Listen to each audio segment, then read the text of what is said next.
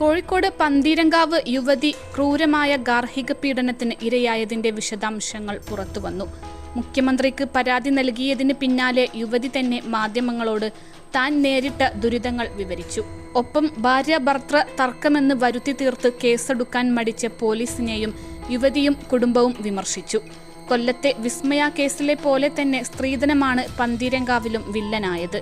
ഭർത്താവ് രാഹുൽ അമിത ലഹരിയിലായിരുന്നു. തന്നെ കൊല്ലാൻ ശ്രമിച്ചിട്ടും വീട്ടിലുണ്ടായിരുന്ന ആരും തിരിഞ്ഞു നോക്കിയില്ല. സ്ത്രീധനത്തിന്റെ പേരിലാണ് മർദ്ദനം ആരംഭിച്ചത്. 150 പവനും കാറും കിട്ടാൻ തനിക്ക് അർഹതയുണ്ടെന്ന് പറഞ്ഞാണ് തർക്കം തുടങ്ങിയത്. എന്തോ കൂടിയ സാധനം കഴിച്ചിട്ടാണ് വന്നത്. മദ്യമായിരുന്നില്ല, മറ്റെന്തോ ലഹരി വസ്തു കഴിച്ചിട്ടാണ് വന്നത്. കോഴിക്കോട് ബീച്ചിൽ വെച്ചാണ് ആദ്യം തർക്കമുണ്ടായത്. പിന്നീട് വീട്ടിലെത്തിയപ്പോഴും തർക്കം തുടർന്നു. പിന്നീട് ഉപദ്രവിക്കാൻ തുടങ്ങി. വീടിന്റെ മുകളിലെ മുറിയിൽ വെച്ചായിരുന്നു മർദ്ദനം. ആദ്യം കരണത്തടിച്ചു, പിന്നീട് മുഷ്ടികൊണ്ട് തലക്കടിച്ചു, നെറ്റിയിലും ഇടിച്ചു. മൊബൈൽ ചാർജറിന്റെ കേബിൾ വെച്ച് കഴുത്തിൽ മുറുക്കി കൊല്ലാൻ ശ്രമിച്ചു. 2-3 തവണ കൊല്ലാൻ ശ്രമിച്ചു. ആ സമയത്ത് വാതിൽ തുറന്ന് ഞാൻ ഓടാൻ ശ്രമിച്ചു. അതോടെ എന്നെ പിടിച്ച് അവിടെ കിടത്തി. പിന്നിൽ ബെൽറ്റിന് അടിച്ചു.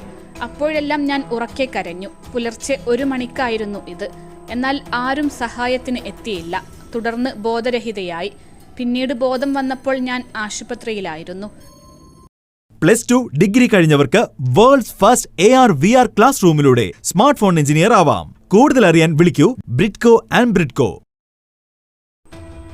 ആശുപത്രിയിൽ കൊണ്ടുപോയപ്പോഴും കള്ളം പറഞ്ഞു. തനിക്കൊന്നും പറയാൻ പറ്റുന്ന അവസ്ഥയിലായിരുന്നില്ല.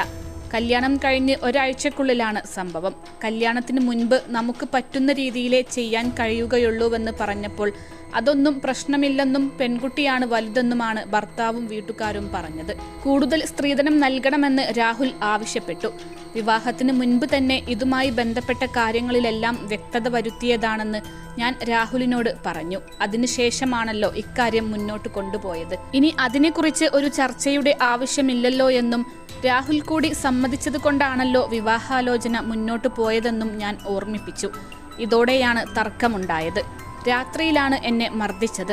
അന്ന് രാവിലെ രാഹുൽ അടച്ചിട്ട മുറിയിൽ അമ്മയുമായി കുറെ സമയം സംസാരിച്ചിരുന്നു. ആ മുറിയിലേക്ക് എന്നെ കയറ്റിയില്ല. അമ്മ എന്താണ് പറഞ്ഞതെന്ന് ഞാൻ രാഹുലിനോട് ചോദിച്ചു. നീ അത് അറിയേണ്ട എന്നായിരുന്നു മറുപടി. വേദന സഹിക്കാനാകാതെ വലിയ വായിൽ അലമുറയിട്ടാണ് ഞാൻ കരഞ്ഞത്. ഒന്നും ചെയ്യല്ലേ എന്ന് പറഞ്ഞാണ് കരഞ്ഞത്. ഇതിനിടെ ആരോ പടി കയറി മുകളിലേക്ക് വരുന്നുണ്ടായിരുന്നു.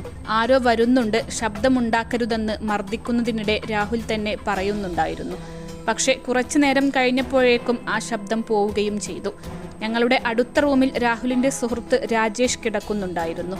എന്റെ കരച്ചിൽ അദ്ദേഹം കേട്ടിട്ടുണ്ടാകുമെന്ന് ഉറപ്പാണ്. പക്ഷെ ആരും സഹായത്തിന് വന്നില്ല. എന്നെ ആശുപത്രിയിൽ കാണിച്ച ശേഷമാണ് പോലീസ് സ്റ്റേഷനിലേക്ക് പോയത്. ഞാൻ ഈ പറഞ്ഞ കാര്യങ്ങളെല്ലാം പോലീസിന് മുന്നിലും അതേപടി പറഞ്ഞതാണ്. പക്ഷെ മൊബൈൽ ചാർജറിന്റെ കേബിൾ ഉപയോഗിച്ച് കഴുത്തുമുറുക്കി കൊല്ലാൻ ശ്രമിച്ചത് ഉൾപ്പെടെ ഞാൻ പറഞ്ഞ പ്രധാനപ്പെട്ട പല കാര്യങ്ങളും അവർ രേഖപ്പെടുത്തിയില്ല എന്നാണ് ഏറ്റവും ഒടുവിൽ അറിഞ്ഞത്. ഞങ്ങൾ അവിടെ എത്തുന്നതിന് മുൻപേ രാഹുൽ എത്തിയിരുന്നു. പോലീസുകാരുടെ തോളിൽ സുഹൃത്തുക്കളെപ്പോലെ കൈയിട്ട് നടക്കുന്നതാണ് ഞങ്ങൾ കണ്ടത്. ഒരു ഒത്തുതീർപ്പിനുള്ള ശ്രമമാണ് അവിടെ കണ്ടത്. ഇതെല്ലാം സ്വാഭാവികമല്ലേ? ഭാര്യാഭർത്താക്കന്മാർക്കിടയിൽ നടക്കുന്നതല്ലേ? എല്ലാം മറന്നേക്കൂ എന്നൊക്കെയാണ് പോലീസുകാർ പറഞ്ഞത്. CIയുടെ മുറിയിൽ ഞാനും അച്ഛനും രാഹുലുമാണ് ഉണ്ടായിരുന്നത്. ഈ ബന്ധം മുന്നോട്ട് കൊണ്ടുപോകാൻ താല്പര്യമുണ്ടോ എന്ന് അദ്ദേഹം ചോദിച്ചു.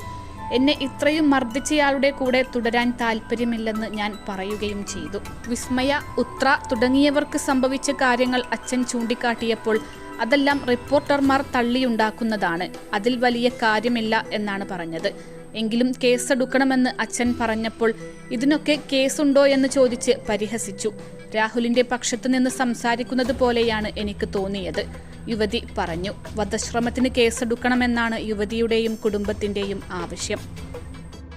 21 ലക്ഷത്തോളം സന്തുഷ്ടരായ ഉപഭോക്താക്കളും 2 ലക്ഷത്തോളം തിമിര ശസ്ത്രക്രിയകളും പൂർത്തിയാക്കിയ മലബാറിലെ ഏക കണ്ണാശുപത്രി അൽ സലാമ ഐ ഹോസ്പിറ്റൽ.